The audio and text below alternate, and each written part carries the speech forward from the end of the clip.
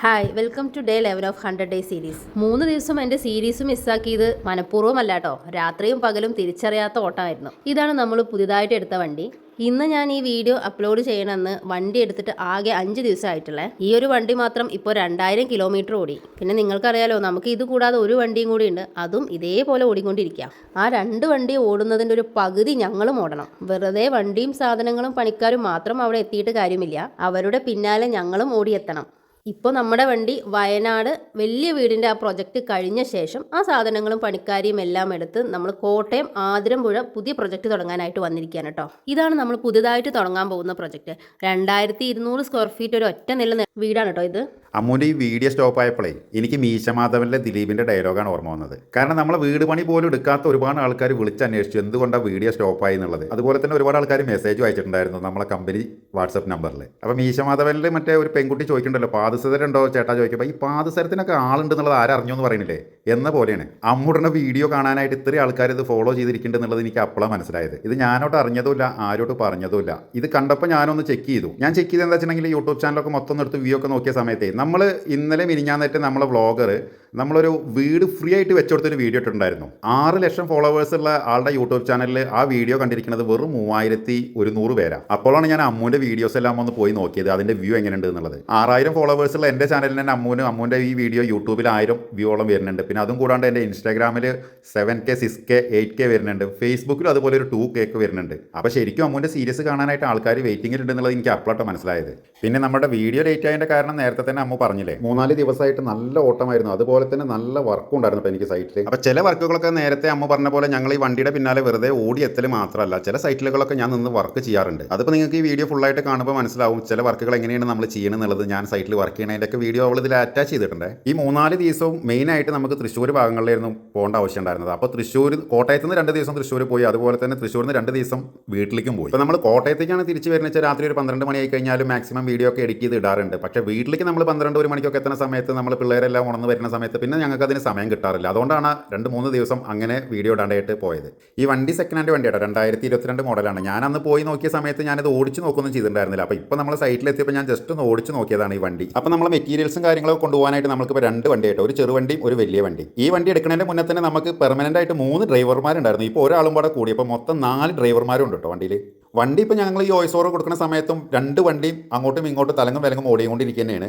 അപ്പോൾ അവർക്ക് റെസ്റ്റിന് വേണ്ടിയിട്ടാണ് ഓരോ വണ്ടിയിൽ ഈ 2 ഡ്രൈവർമാരെ വെച്ചിട്ട് പോസ്റ്റ് ചെയ്തിരിക്കുന്നത്. പക്ഷേ ഇതിൻ്റെ പിന്നാലെ ഉടനെ എനിക്ക് മാത്രം കോ ഡ്രൈവർ കുറച്ച് മോശം. ഞാൻ പറഞ്ഞിരുന്നില്ലേ, അമ്മ ഓടിക്കണമെന്നുണ്ടെങ്കിൽ ഈ പഞ്ചെടുത്ത് പോകണം. അപ്പോൾ എല്ലാ സ്ഥലത്തേക്കും ഇതുപോലെ നമുക്ക് ലോങ് പോകുമ്പോൾ പഞ്ചെടുത്തിട്ട് ഒരിക്കലും പോകാനും പറ്റില്ല. പഞ്ചെടുത്ത് പോയാൽ നമ്മൾ രാവിലെയും എത്താനായിട്ട്. പിന്നെ വണ്ടികളുടെ കാര്യം പറയുകയാണെങ്കിൽ അതിനും മാച്ച് ആയിട്ടുള്ള ഒരു സിനിമ ഡയലോഗ് തന്നെയാണ് കേട്ടോ ഞങ്ങളിപ്പോൾ സ്ഥിരമായിട്ട് യൂസ് ചെയ്യണത്.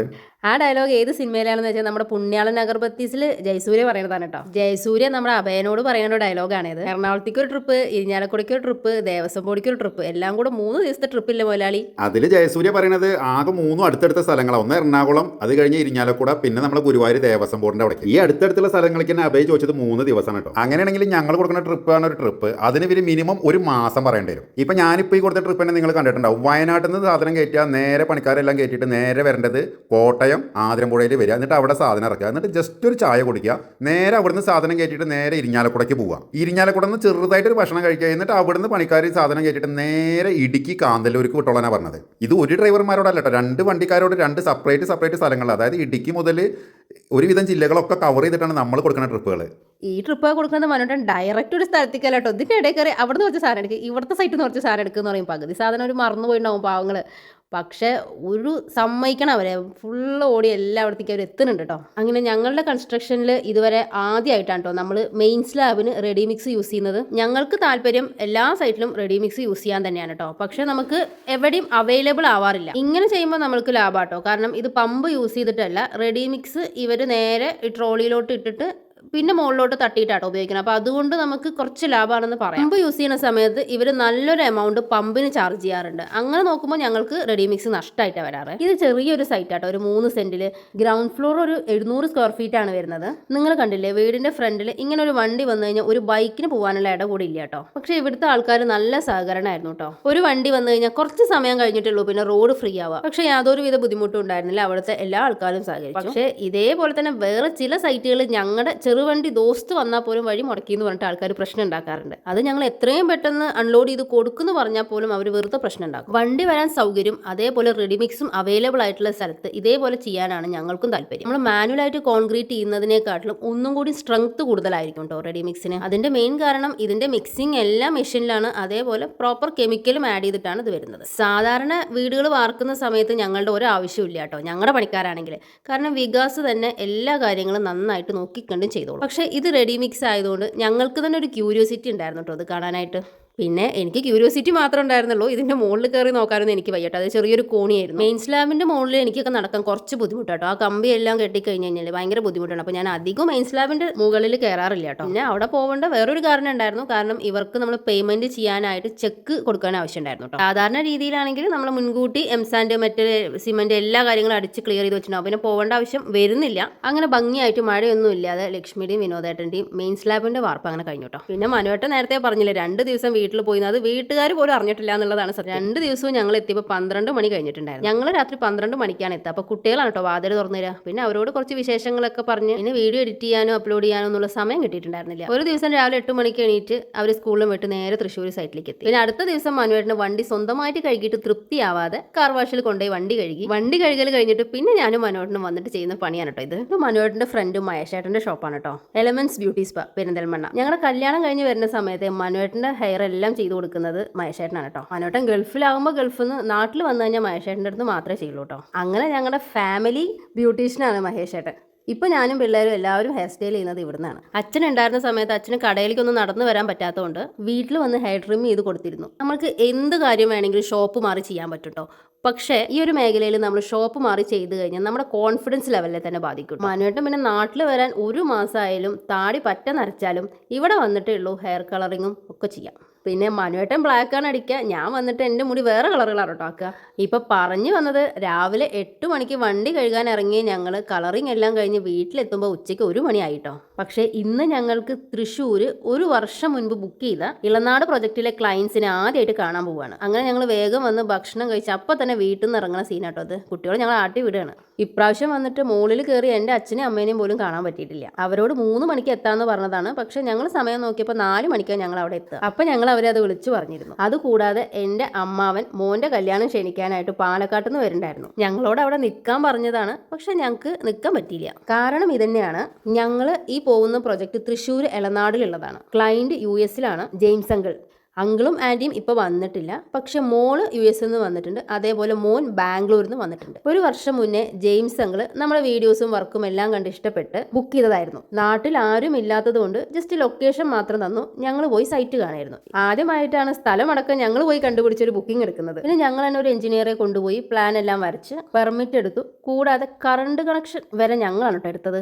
അങ്ങനെ ആദ്യമായിട്ട് മക്കൾ ഞങ്ങളെ മീറ്റ് ചെയ്യാൻ വരുന്നതാണ്. അതും 1 മാസം മുന്നേ അവർ ഈ ഡേറ്റ് ഫിക്സ് ചെയ്തിട്ടുണ്ടായിരുന്നു. അപ്പോൾ ഞങ്ങൾക്ക് ഈ ഡേറ്റ് മാറ്റാൻ പറ്റുമോ? അതുകൊണ്ടാണ് അമ്മാവൻ കല്യാണം വിളിക്കാൻ വരുന്ന സമയത്ത് ഞങ്ങൾക്ക് അവിടെ നിൽക്കാൻ പറ്റാതിരുന്നത്. ഇതുപോലെയാണ് കേട്ടോ ഞങ്ങളുടെ പല ഓട്ടങ്ങളും. പോകുന്ന വഴിക്ക് 4 സൈറ്റിൽ 4 ക്ലയൻറ്റിനോടും നമ്മളൊരു സമയം പറഞ്ഞിട്ടുണ്ടാവും. അവരെല്ലാം അതിനനുസരിച്ച് നമ്മളെ വെയിറ്റ് ചെയ്ത് നിൽക്കുന്നുണ്ടാവും. അതുകൊണ്ട് നമ്മുടെ ഇഷ്ടത്തിന് നമുക്ക് പല ചേഞ്ചുകളൊന്നും വരുത്താൻ പറ്റില്ല. കൂടാതെ പല സൈറ്റിലും മനുവേട്ടൻ അവിടെ എത്തേണ്ട കാര്യം ഉണ്ടാവും. പിന്നെ ഞങ്ങൾ അവരുടെ വീഡിയോസൊന്നും ഇതിൽ ആഡ് ചെയ്തിട്ടില്ല. കാരണം ഞങ്ങൾ എല്ലാ ആൾക്കാരുടെ വീഡിയോസും ആഡ് ചെയ്യാറില്ല കേട്ടോ, പ്രൈവസി ഇഷ്യൂസ് കാരണം. നമ്മുടെ വീഡിയോയിൽ വരാൻ ഇഷ്ടപ്പെടുന്ന ക്ലയൻസിനെ നമ്മൾക്ക് തന്നെ മനസ്സിലാവും. അങ്ങനെയുള്ളവരെ മാത്രമേ വീഡിയോയിൽ ഉൾപ്പെടുത്താറുള്ളൂ. ഇപ്പോൾ ഞങ്ങൾ പോയിക്കൊണ്ടിരിക്കുന്നത് കുതിരാൻ തുരങ്കത്തിലൂടെയാണ് കേട്ടോ. ഞങ്ങളുടെ ഈ പ്രൊജക്റ്റിൽ നിന്ന് വെറും 5 കിലോമീറ്ററേ ഉള്ളൂ പാലക്കാട് ഹൈവേക്ക്. ഹൈവേയുടെ കാര്യം കാണിച്ചതുകൊണ്ട് പറയാട്ടോ, ഞങ്ങൾക്ക് ശരിക്കും ഇരിഞ്ഞാലക്കുട സൈറ്റിൽ നിന്ന് ഞങ്ങളുടെ വീട്ടിലോട്ട് പെരിന്തൽമണ്ണയിലേക്ക് പോവുകയാണെങ്കിൽ ഉപയോഗിക്കേണ്ട നോർമൽ റൂട്ട് ഇരിഞ്ഞാലക്കുടയിൽ നിന്ന് തൃശ്ശൂരിൽ നിന്ന് ഷൊർണൂർ ടു ചെർപ്പളശ്ശേരിയിൽ നിന്ന് പെരിന്തൽമണ്ണ.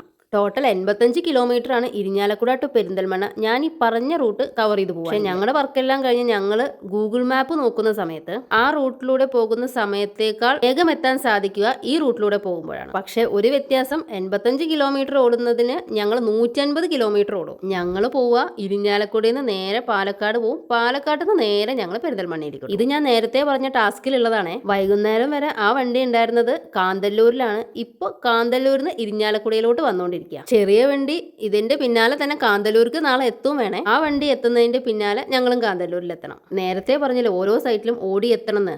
വെറുതെ ഓടി എത്തിയാൽ മാത്രം പോരാ, അതിൽ ഇതേപോലത്തെ ഹാർഡ് വർക്കും ഉണ്ട് കേട്ടോ. ഇത് മരത്തിൽ ഉണ്ടാക്കിയ ഒരു കോർണർ വിൻഡോ ആണ്. പണിയെടുക്കുമ്പോൾ അങ്ങനെയാണ്, ഏറ്റവും ഭാരം കൂടിയ ഭാഗത്തായിരിക്കും കേട്ടോ മനോട്ടം പിടിച്ചിട്ടുണ്ടാവുക. അതുപോലെ തന്നെ ഏറ്റവും റിസ്ക് ഉള്ള ഭാഗം. ഞാൻ ചോദിക്കാറുണ്ട് ഇത് പണിക്കാർ കൊണ്ടുവരില്ലേ എന്ന്. അതിന്റെ കാരണം എന്താന്ന് വെച്ചാൽ മനോട്ടം പറയണത് നമ്മൾ ഈ രീതിയിൽ മരത്തിന്റെ ജനൽ ഫ്രെയിം വെക്കുന്നത് ആദ്യമായിട്ടാണ്. അതും കൂടാതെ ഇതൊരു കോർണർ വിൻഡോ, അത്യാവശ്യം ഹെവിയാണ്. ഒരു സൈഡിലേക്ക് 2 മീറ്ററും ഒരു സൈഡിലേക്ക് 1.80 ഉണ്ട്. നമ്മുടെ പണിക്കാർക്കാർക്കും ഇത് പിടിച്ച് ശീലമില്ല. കൊണ്ടുവരുന്ന സമയത്ത് അവരുടെ കയ്യിൽ നിന്നെങ്ങാനും അബദ്ധവശാൽ വീണു പോയാൽ ഇരുമ്പിന്റെ പോലെയല്ല, ഇതിന്റെ അലൈൻമെന്റുകളെല്ലാം മാറും. അതുകൊണ്ടാണ് അവരുടെ കൂടെ നിൽക്കുന്നതും അതുപോലെ ഏറ്റവും ഭാരം കൂടിയ സ്ഥലത്ത് പിടിക്കുന്നതും എന്നാണ് എന്നോട് പറഞ്ഞത്. ഇത് നമ്മൾ ആദ്യമായിട്ട് ചെയ്യുന്നത് കൊണ്ട് ഇന്ന് ഫുൾ ഡേ സൈറ്റ് തന്നെയായിരുന്നു കേട്ടോ. പക്ഷെ കഴിഞ്ഞിട്ടില്ല, നാളെയും ഈ സൈറ്റിൽ തന്നെ ഫുൾ ആയിട്ട് നിൽക്കണം. മരത്തിന്റെ നമ്മൾ പുതുതായിട്ട് ചെയ്യുന്നത് കൊണ്ട് വർക്കേഴ്സ് ആരും എക്സ്പീരിയൻസ്ഡ് അല്ല. പക്ഷേ ഇത് നോർമൽ ഇരുമ്പിലാണ് ചെയ്യണമെന്നുണ്ടെങ്കിൽ ഞങ്ങൾ അവിടെ പോവേണ്ട ആവശ്യമേ ഇല്ല. അപ്പോൾ ഇങ്ങനെയാണ് ഒരുവിധം എല്ലാ സൈറ്റിലും പണി തുടങ്ങുമ്പോഴും അതുപോലെ ഇതുപോലെ ആവശ്യം വരുമ്പോഴും നമ്മൾ അവിടെ എത്താറുണ്ട്. പിന്നെ എത്തിയാൽ മാത്രം പോരാ കേട്ടോ, ഇതുപോലെ പണിയെടുക്കണം. അതും കഴിഞ്ഞ് ഈ വീട്ടിലോട്ട് ഓടി എത്തുമ്പോഴാണ് ഞങ്ങൾ ഈ 12 മണിയൊക്കെ ആവുന്നത്. അപ്പൊ ചില ആൾക്കാർ ചിന്തിക്കുന്നുണ്ടാവും, നിങ്ങൾ വളഞ്ഞു മൂക്ക് പിടിക്കുന്നത് കൊണ്ടല്ലേ നിങ്ങൾ ഇത്രയും ലേറ്റ് ആവുന്നതെന്ന്. കാരണം ഇരിഞ്ഞാലക്കുട ടു പെരിന്തൽമണ്ണ 85 കിലോമീറ്റർ, പക്ഷെ ഞങ്ങൾ 150 കിലോമീറ്റർ ഓടിയിട്ടാണ് എത്തുന്നത് ഞാൻ പറഞ്ഞല്ലോ. ഞാൻ നേരത്തെ പറഞ്ഞതിൽ 2.25 മണിക്കൂറാണ് വേണ്ടതെന്നുണ്ടെങ്കിൽ 150 കിലോമീറ്റർ ഓടി ഞങ്ങൾ 2.5 മണിക്കൂറിലെത്തും. എന്നിട്ടാണ് 12 മണിക്ക് വീട്ടിലെത്തുന്നത്. ഇപ്പൊ മനസ്സിലായില്ലേ എന്റെ 3 ദിവസം സീരീസ് മുടങ്ങിയതിന്റെ കാരണം? ഇപ്പൊ നമ്മൾ ഈ കണ്ടുകൊണ്ടിരിക്കുന്ന വീടും അതേപോലെ നേരത്തെ കാണിച്ച എളനാട് പ്രൊജക്റ്റും രണ്ടും തമ്മിലൊരു സാമ്യമുണ്ട്. അതെന്താന്ന് വെച്ചാൽ രണ്ടിന്റെയും ക്ലയൻസ് നാട്ടിലില്ല. കൂടാതെ 2 ക്ലയൻസും ഞങ്ങളോട് പറഞ്ഞിരിക്കുന്നത് സ്വന്തം വീട് പോലെ ചെയ്താൽ മതി എന്നാണ്. അപ്പോൾ നിങ്ങൾ വിചാരിക്കും ബാക്കിയുള്ള വീടൊന്നും അങ്ങനെയല്ലേ ചെയ്യുന്നതെന്ന്. സത്യം പറഞ്ഞാൽ അങ്ങനെ ചെയ്യാൻ പറ്റാറില്ല. കാരണം ഈ 2 വീടിൻ്റെയും ക്ലയൻസ് നല്ലതിനായിട്ടുള്ള എന്ത് ചേഞ്ചസും നമ്മളോട് ചെയ്തോളാനാണ് പറഞ്ഞിരിക്കുന്നത്. മറ്റുള്ള വീടുകളിൽ ക്ലയൻറ്റ് അവരുടെ അഭിപ്രായം പറഞ്ഞാൽ പോസിബിൾ ആയിട്ടുള്ളതാണെങ്കിൽ ഞങ്ങൾ അവരുടെ അഭിപ്രായത്തിനാണ് പ്രാധാന്യം കൊടുക്കാറുള്ളത്. സ്ട്രക്ചറിന് ദോഷമില്ലാത്ത ഏത് അഭിപ്രായമാണെങ്കിലും ഞങ്ങൾ മാക്സിമം അവർക്ക് സപ്പോർട്ട് ചെയ്യാറുണ്ട്. ഒരുപാട് വർക്കുകൾ അധികം വരികയാണെങ്കിൽ നേരത്തെ തന്നെ അവരോട് ഞങ്ങൾ അതിൻ്റെ അഡീഷണൽ പേയ്മെൻറ്റും പറയാറുണ്ട്. അതുകൊണ്ടാണ് ഈ ക്ലയൻറ്റുകൾ അവരിൽ നിന്നും വ്യത്യസ്തരാകുന്നത്. വീടുകളുടെ സ്ട്രക്ചർ നന്നാക്കാനാണെങ്കിലും ഭംഗി കൂട്ടാനാണെങ്കിലും നമ്മുടെ ഐഡിയാസ് എല്ലാം ഈ വീടുകളിൽ ചെയ്യാനുള്ള പെർമിഷൻ അവർ തന്നിട്ടുണ്ട്. ജെയിംസ് ങ്ങളുടെ മോനെ ഇപ്പൊ കണ്ടപ്പോഴും ഞങ്ങൾ ആരും ഇവിടെ ഉണ്ടാവില്ല, നിങ്ങളുടെ വീട് പോലെ കണ്ട് ചെയ്യാനാണ് ഞങ്ങളോട് പറഞ്ഞത്. ഇതിന്റെ ഏറ്റവും വലിയ ഘടകം ക്യാഷ് തന്നെയാണ്. കാരണം വീടിന്റെ ഈ ഭംഗി കൂട്ടുന്ന സമയത്ത് ചില അഡീഷണൽ വർക്കുകളൊക്കെ വരാറുണ്ട്.